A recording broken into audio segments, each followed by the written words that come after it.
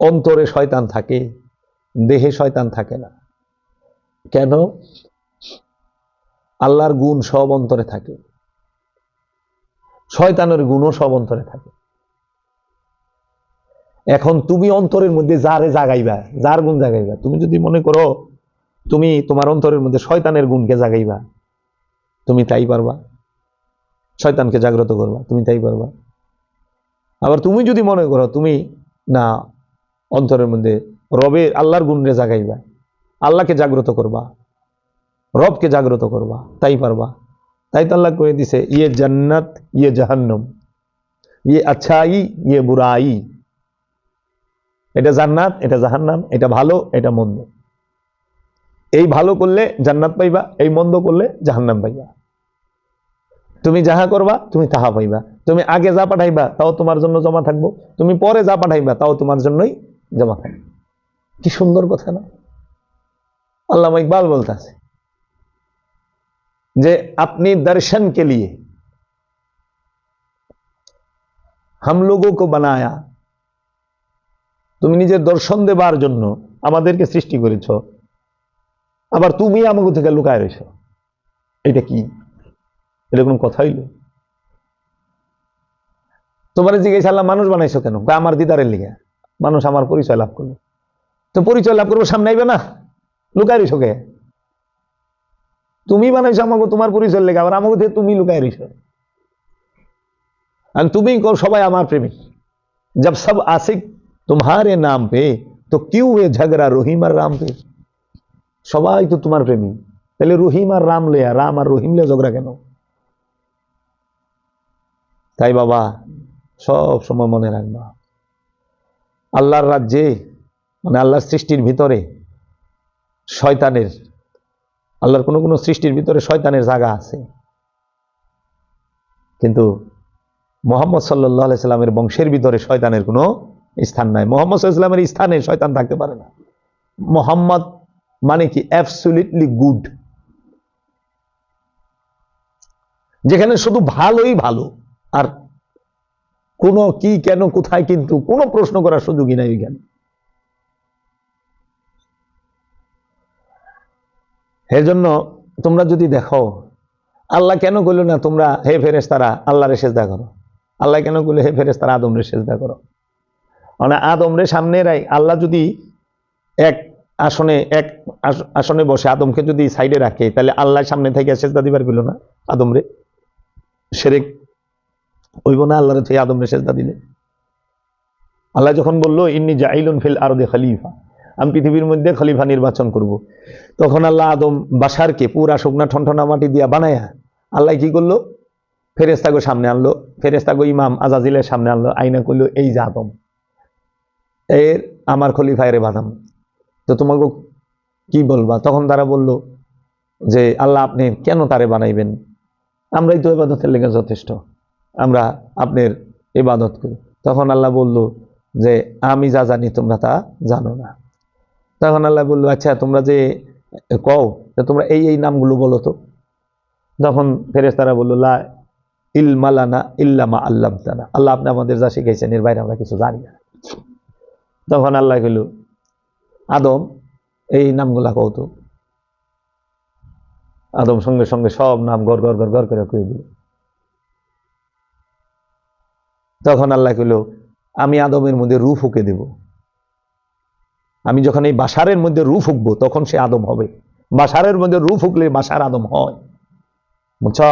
আদমের মধ্যে রূহ ফুঁকে নাই, বাশারের মধ্যে আল্লাহ রূহ ফুঁকছে, বাশারের মধ্যে রূহ ফুঁকার কারণে সে আদম হয়ে গেছে।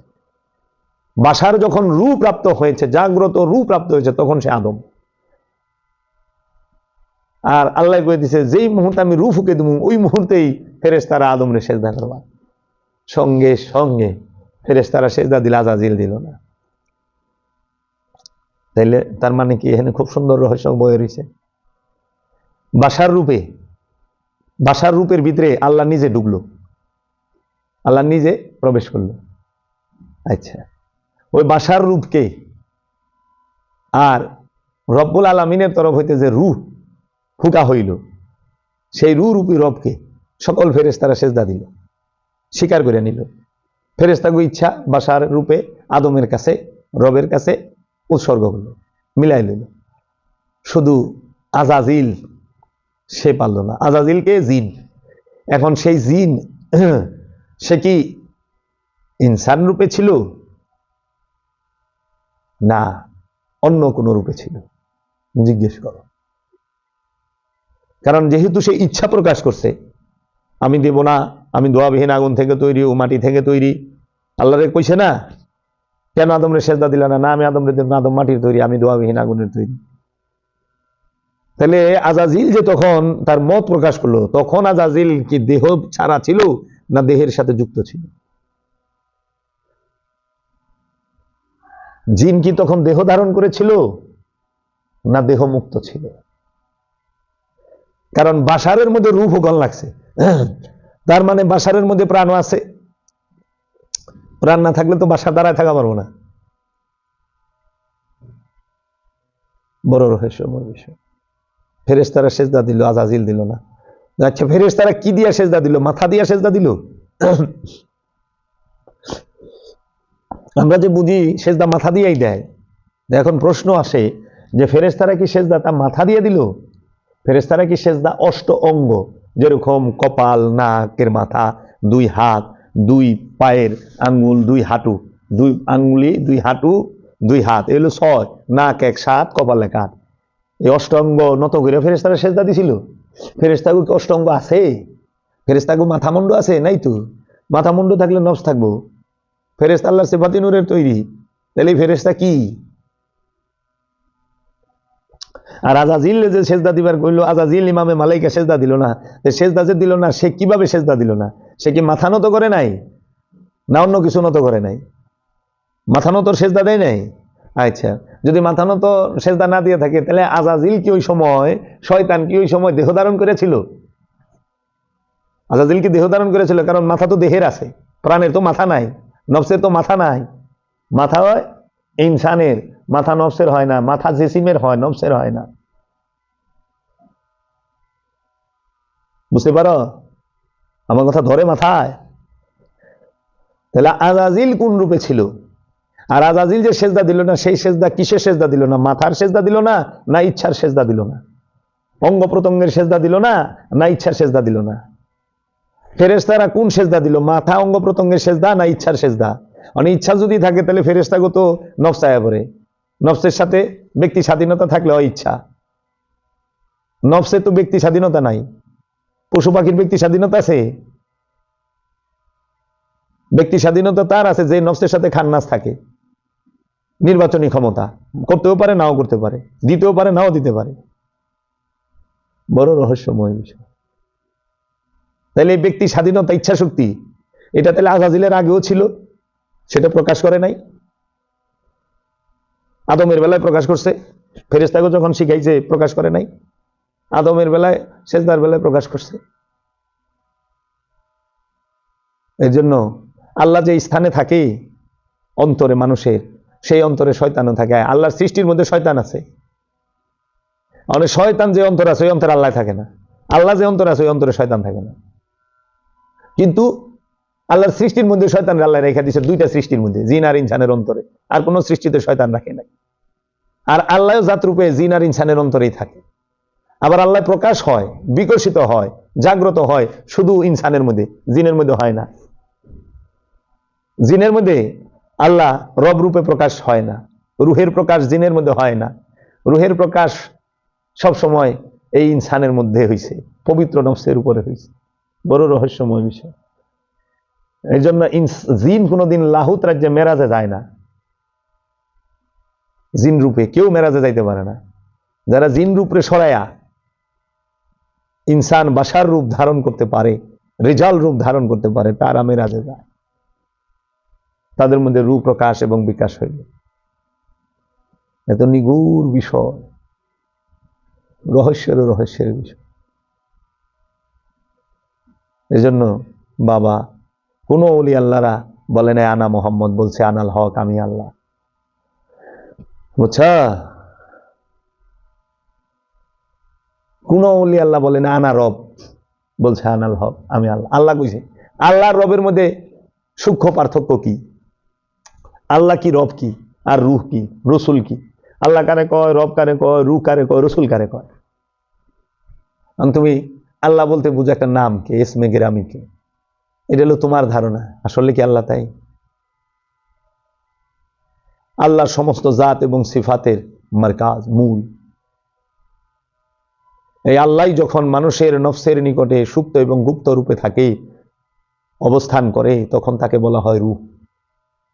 আর এই আল্লাহ যখন, এই রূহ যখন মানুষের নিকটে জাগ্রত হয়, উদ্ভাসিত হয়, প্রকাশিত হয়, বিকশিত হয়, তখন সেই রূপকে বলা হয় রব।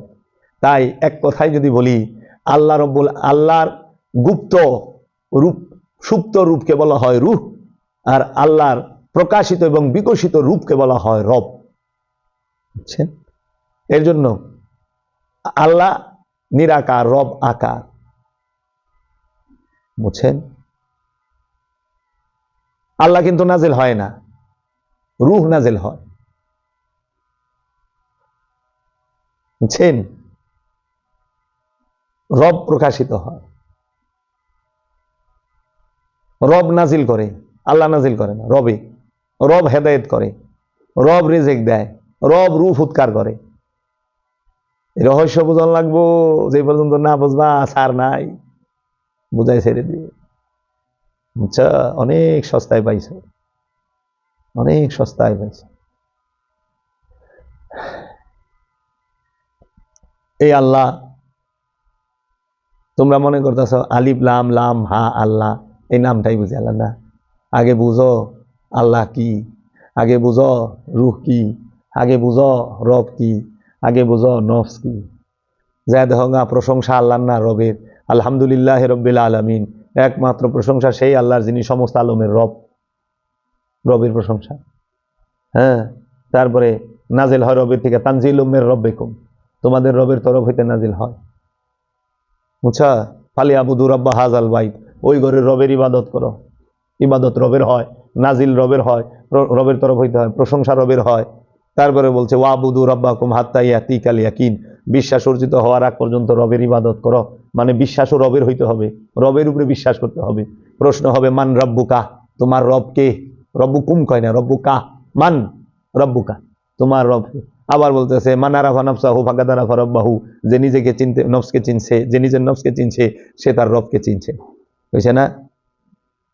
তারপরে বলতেছে রব্বুল মাশরিকি ওয়াল মাগরিবি লা ইলাহা ইল্লাহু ফাত্তাখিযু ওয়াকিলা, পূর্ব পশ্চিমের অগণিত, পূর্ব অগণিত পশ্চিমের রবকে দেখতে চাও, ফাত্তাখিযু থাপা দিয়া ধরো, ওয়াকিলা উকিল ধরো। বুঝছো? রবের চেহারা, ওয়াজহু রব্বিকা যুল জালালিল ইকরাম, কুল্লু মান আলাইহা ফান ওয়া ইয়াবকা ওয়াজহু রব্বিকা ওয়াজুল জালালিল ইকরাম। তিনি শুধুমাত্র রবের চেহারা বাক্তা রবে, চিরস্থায়ী রবে, যে কারামতওয়ালা। আবার কইতেছে তাবারাকা আসমু ওয়া রব্বুকা ওয়াজুল জালালিল ইকরাম, যিনি সেই কারামতওয়ালা রব, যিনি অনেক রূপ দেয়। পাইছেন? কুল আউযু বিরব্বিন নাস, মানুষের রব, মালিক ইন্নাস, ইলাহিন নাস। সূরা নাসের মধ্যে পড়ছেন না? প্রথম কি? কুল আউযু বিরব্বি ইন্নাস, মানুষের রব। বুঝছে? রব মানে কি? সৃষ্টিকর্তা, রেজেক দাতা, হরণ কর্তা। আল্লাহ কোথায় ব্যবহার হয়েছে, রব শব্দ কোথায় ব্যবহার হয়েছে, রু শব্দ কোথায় ব্যবহার হয়েছে, আগে জানার চেষ্টা করো। আগে জানার চেষ্টা করো নাস কি, ইনসান কি, নফস কি, রিজাল কি, নেশা কি, উনসা কি, জাকারা কি, রসুল কি, এগুলা জানার চেষ্টা করো আগে। তখন সে তোমার সফলতা। ডজন ডজন বাচ্চা পয়দা করা, আর কোটি কোটি টাকা জমা করা, পাখির পাখি জায়গা জমা করা, ভোগের মধ্যে থাকা, এটি তো সফলতা না। এটি করলে তো সফল হয় না। সূরা আল ইমরানের 14 নম্বর আয়াত পড়ে দেখো, মানুষের কাছে সবচেয়ে প্রিয় নারীর ভালোবাসা, সম্পদ, গবাদি পশু, কৃষি জমি, ফসলাদি, সোনা রূপা, মানুষের সবচেয়ে পছন্দের জিনিস। বুঝছে কিছু? এলে বুঝো মানুষকে, ইনসানকে, নাসকে, নফসকে, বুঝছ? আমানুকে, মুসল্লিকে, মুহসিনিনকে, মুত্তাকিকে, সবিরিনকে, মুমিনকে। আবার সবিরিন সবুর ইমন জিনিস যে মুমিনের সাথেও থাকে, সবুর ইমন জিনিস যে মুহসিনিনের সাথে থাকে, সবুর ইমন জিনিস যে মুত্তাকির সাথেও থাকে, সবুর এমন জিনিস যা আমানুর লগেও থাকে, সবুর এমন জিনিস যে মুসল্লির সাথেও থাকে।